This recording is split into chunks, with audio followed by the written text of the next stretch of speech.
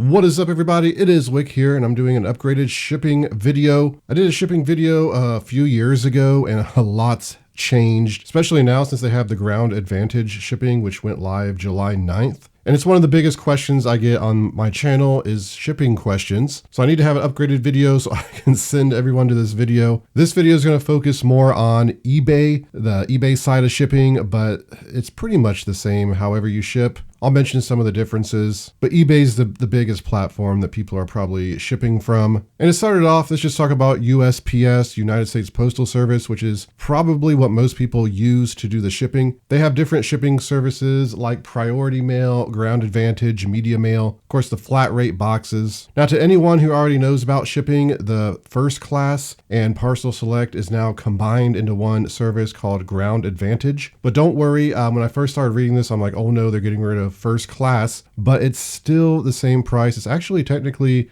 cheaper based on the rates that they're showing online. And I've shipped a few things already, and it does seem to be a bit cheaper, which is crazy because every year they raise the prices. So the way Ground Advantage works is if you're shipping, say, a 13-ounce package or less, you're going to get those old kind of First Class rates. Once you get it to 13 ounces and higher, that's when the price starts going up. I think it jumps up about $1.20, $1.50, maybe even, depending on the location it's going to. Then according to the website, it just goes up based on your location, weight and size of item, all that. So anyone who was doing Parcel Select shipping, you're now going to do Ground Advantage, and it's also going to be used for the First Class, replacement. As far as Priority Mail goes, it's still the same. But for the new people, let's talk about Priority Mail. If you're using Priority Mail shipping service, you can get the free Priority Mail boxes, which is honestly huge. You can go to the USPS website and have them shipped to you for free. Now, they can only be used with the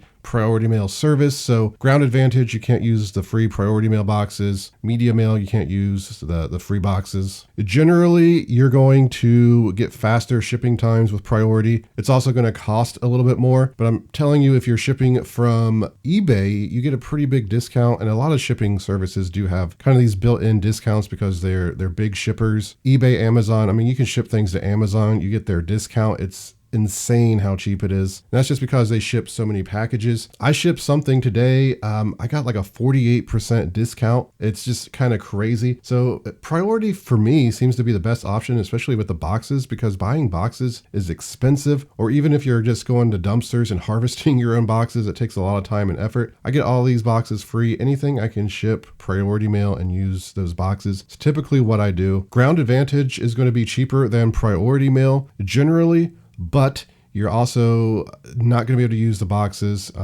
If you're using a 12 by 12 by 8 box like the Priority Mail boxes, those things can cost $1.50 to $2 if you're buying them somewhere else. Plus, it's a longer shipping time, usually by a day or two is all. If you have that as your default shipping, it's not going to matter though, because they're going to let the customer know that the estimated time the package is going to arrive. Also, you get the same insurance, it seems like, with Ground Advantage, up to $100 insurance and return insurance. Priority Mail is the same way, unless that's changed. I didn't notice a change or read it in the upgraded shipping notes anyway. Of course, you can buy extra insurance for anything over $100 if you choose to. It's usually pretty affordable to buy extra insurance. So if you're shipping something valuable and breakable, it might be good. I also recommend taking photos of anything expensive as you're packaging it.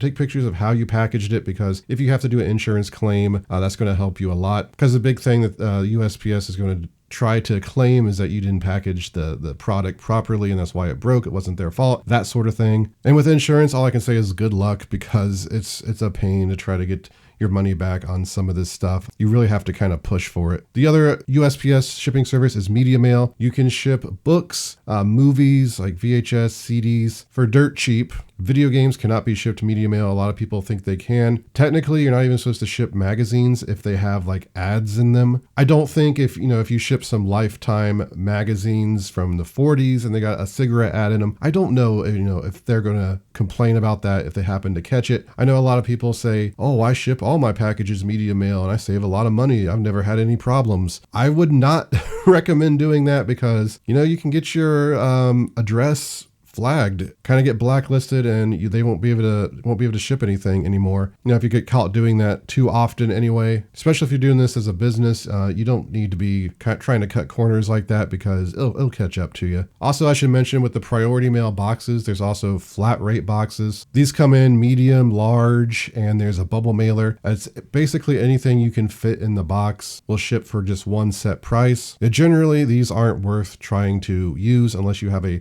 very heavy item. Like if you was shipping a brick maybe and it fit in a media mail box, then it would be worth it, because otherwise it would just be so heavy that it would cost more than the flat rate. This is the same with the bubble mailer. I think a bubble mailer, last time I used it, was like $8.20 to ship. So anything you fit in that bubble mailer will ship for that. And there's a lot of things I've sold, like tools and heavy objects like lock sets that I've put in there, was able to fit in it and basically cut my shipping price in half. When you go like on eBay or Mercari or another platform, you're going to see all the shipping options that you have available, and you can kind of choose the best price based on that. Just remember, the customer is expecting these items by a certain date. So if they paid for priority mail shipping and it's estimated to get to them in 2 days, and you do another shipping service where it's 4 or 5 days, they may find issue with that. So to sum up, USPS, I think it's a great option. Try to do priority mail as much as possible. Basically anything that's more than a pound, I do calculated shipping. I have it on priority mail. I always weigh my item and calculate, the box weight and packaging materials and all that. That way is the exact amount that the customer is being charged based on their location. Because if they're in California, it may cost $33 to ship them an item. Whenever if they're in one state over, it would cost $12. And this just happened recently. Someone sent me a message about the shipping. It's like, why is your shipping costing me $33 and other people it's like $12? And I found out they were in California, and I said, I'm in Ohio. And just because of the dimensions and everything, that's just how it is. And if you're not doing calculated shipping, that's how you can lose money on shipping, because if somebody from Hawaii or somebody across the country buys your item and you only got it, $12 shipping, $15 shipping, you're just going to have to pay out the extra money. And if you're selling a low dollar item, all of a sudden you're losing money on the transaction. So you just have to try to avoid that trap. When the item only weighs 1 ounce to 1 pound or 15.9 ounces, whatever, you can pretty much calculate your swing is only like $2 or $3. So you can do free shipping on something like that. At least that's how I do it. A lot of people think that you don't get sales unless you do free shipping on everything. I don't do free shipping on everything, and I get tons of sales. Maybe I'd get more if I did free shipping on everything, but I can tell you that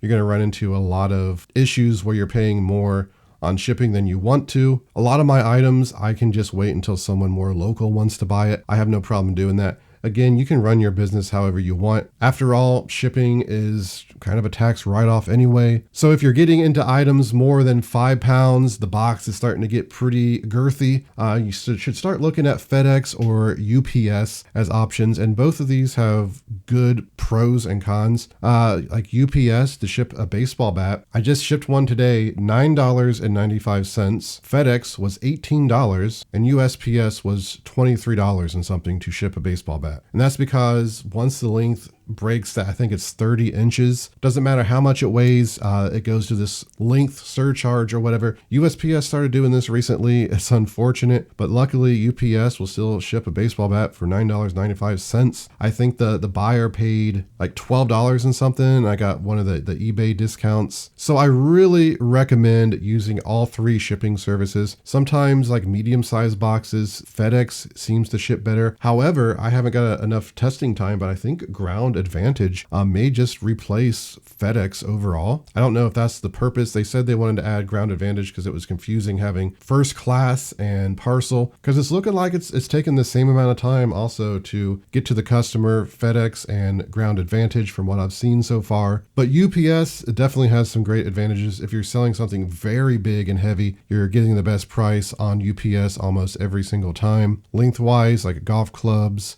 baseball bats, stuff like that, you're getting a better price. So when I put that in my eBay, I always have like the best shipping option. Since I have experience, I know what's going to be the best shipping option, whether it's priority mail or whatever. So I'll have that as the first option. And then I add a second option for people who maybe want to use priority mail because they want it faster and they're okay with paying the extra money on shipping. And then sometimes with priority mail, since if it's going to California, it costs a ton more money. You can ship something from Ohio to California using FedEx. It's a lot cheaper. Again, I'm not sure exactly if Ground Advantage is going to replace that. Maybe it's cheaper to do Ground Advantage now. But as far as priority mail goes, the customers are going to be paying a fortune. So I like to have that second option. So, person from California can buy and have it shipped FedEx.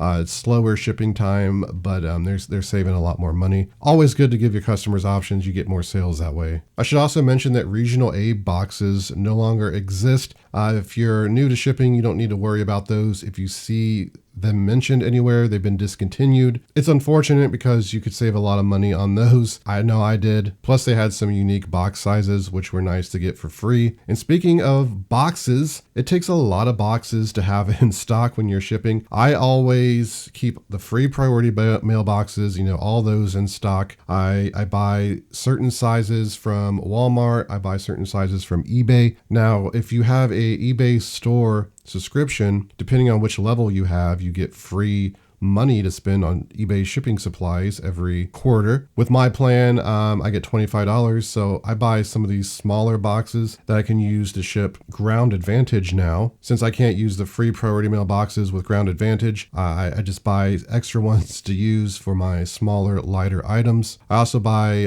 bubble mailers. I don't know the size. Try to show you on screen. Something like that. Probably like 12 by 8 or something like that. I can fit a lot of different things in there. Put a little bubble wrap on something and throw it in there. They're great to use. And of course, I just have hundreds of just random boxes that I've saved from getting stuff from Amazon, or when I was doing online arbitrage, I got so many boxes. I just saved a bunch of them. If you're doing this as like a hobby or you're not shipping a whole lot of things every week, sure, go to the grocery store, ask if you can get some boxes, check dumpsters, whatever, because boxes can be expensive if you're just buying them. However, if you're going to be shipping 10 to 20 items a day, it's not worth scavenging for boxes. Like, trust me, just put down the money. It's a tax write-off. Have all the boxes you need. So when you go shipping, it's just easy pickings, right? Easy to deal with. Also, if you're just a casual shipper, you can use a QR code that the post office gives you. And you take that in, they'll scan the QR code, put the label on, so you don't really have to have a printer or labels. However, if you're doing this enough, you're going to want to have a good thermal printer. Of course, I've mentioned the Rollo printer. I got tons of videos on the Rollo printer. My favorite printer by far. I've tried the Dymo. Terrible experiences with the Dymo. I know a lot of people love the Dymo. They use it. They claim they don't have any problems. That's how it is for me with Rollo. 0 problems. I've been using it for over 5 years. It's a bit more expensive. At this point, you can buy like Chinese, not rip-offs, just copies, I guess. They probably are okay. I can't say if they're going to last, if they're going to work right. The software is going to be good. I just know Rollo is a pretty established company at this point, and that's what I would recommend. If you have the money, it's like $200 for a thermal printer. But again, best $200 I've ever spent. When it comes to a printer anyway. So some other tools I use is a box scorer. I've talked about this as well. I buy boxes larger. Like I buy these 18 by 14 by 12 boxes I keep for my VCRs and combo units. And of course they're way too tall to actually, ship practically. So I just score the box down, fold over the sides, and if I need a bigger box, I have the bigger box. If I need to cut it down, I can cut it down. So I always try to buy boxes that are like sizes up, because you can always cut them down. If they're too small, you can't make them bigger. You can combine 2 boxes, which I should mention. Priority mail boxes, if they're not flat rate, you can alter them. You can cut them down so you don't have to put void fill in there, because you don't want your item to be bouncing around in the box. It'll get damaged. So you always got to have it packed tight. So sometimes you want to cut down your priority mail boxes just so you don't have to spend the money on bubble wrap or packing materials to do that. Then sometimes they're just a little too small, and I'll just cut one box out and put like a cap on it and tape around it. And I've talked to USPS employees, and I've also looked up online, and this is still okay to do unless something's changed. However, you can't alter flat rate boxes. At least add to them and get the flat rate box. From my understanding, you can still cut down a flat rate box. And I mentioned void fill. You always need good bubble wrap, tape, and all that kind of stuff. And people ask me all the time, Wick, where do you get your tape? Where do you get your bubble wrap? I get that from American Bubble Boy. It's a smaller company. Started using them, has it been 2 years now? I'm not sure. The prices are great. If you're buying your bubble wrap from Lowe's or Home Depot, you're paying for the larger bubble wrap like $45. You can get 2 rolls at American Bubble Boy for about $45, shipped free. Shipping has always been fast. I've bought a lot of bubble wrap now from them. I also buy the small rolls. Some people have said Costco has better bubble wrap than American Bubble Boy. I don't know. I don't have a Costco around me that I shop at, so I just use American Bubble Boy. I have a link in the description for all the tools I'm talking about, and American Bubble Boy if you want to check them out. And they also started selling tape, and I've been using the American Bubble Boy tape, and it's been phenomenal. It's not too thin, it's not too thick, medium-sized tape, very sticky, strong. It's perfect tape, and it's a good value. So if you're looking to get better tape deals, look into American Bubble Boy. You can save a lot of money if you're just buying your stuff from big box stores. So just to highlight some of the stuff I've talked about, I think it's always good to try to do calculated shipping if you can. Just get yourself a scale, weigh the product when you go to ship it, add like,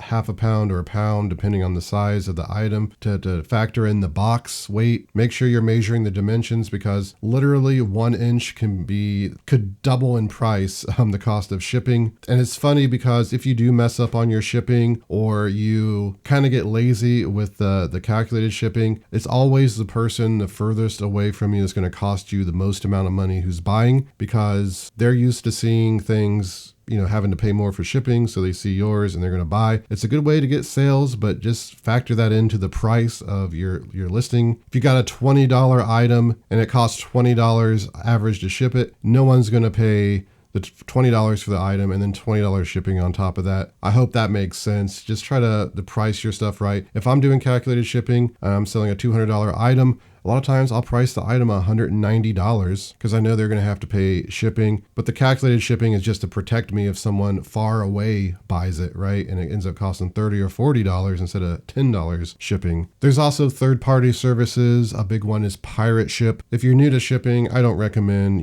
messing with Pirate Ship or anything like that yet. I've tried it. I don't see any huge advantage to using it if you're just primarily shipping using eBay. If you're doing like just Mercari or Poshmark, it might benefit you more because you get such a huge shipping discount as is with eBay. One positive about Pirate Ship anyway is you can ship using cubic rate for the USPS, which can save you money. Honestly though, when I was trying it just didn't seem to be worth it most of the time. But again, that's just going to depend on what you're selling and your business model and all that. Also, real quick, I'll mention international shipping outside of the country. If you're doing that, just be very careful if you're not using eBay. If you are using eBay, you can use the eBay Global Shipping Program. With the eBay Global Shipping Program, they handle all the international customs stuff. You ship the item to a eBay facility where they will take it and deal with all the paperwork and all that and get it to the customer. Once it makes it to that eBay facility, it becomes eBay's responsibility. So if that item gets lost or damaged, eBay will cover the cost. They'll also protect you from negative customer service. I get a lot of international orders and I've had almost no issues, at least any issues where it's soured my taste of international shipping. Trust me, you're gonna get a ton more sales if you use eBay international shipping. Just be careful not to use, I don't know what it's called on eBay, but there's another international service where you don't ship to the actual eBay facility where they deal with all that. Certainly wouldn't recommend using that. As far as like Mercari and places like that, I never ship internationally, so I don't know. But really, that's about it for shipping. Just remember, everybody's going to make a shipping mistake when they start out. Don't worry about it too much. Don't fear it too much. I know it scares a lot of people. It's really not that complicated once you jump into it. Just kind of remember, use ground advantage if you're shipping smaller, lighter items. Priority mail once you start getting into 2, 3, 4, 5 pounds, maybe up to 10 pounds if the item's small enough to fit in some priority mail boxes. After that,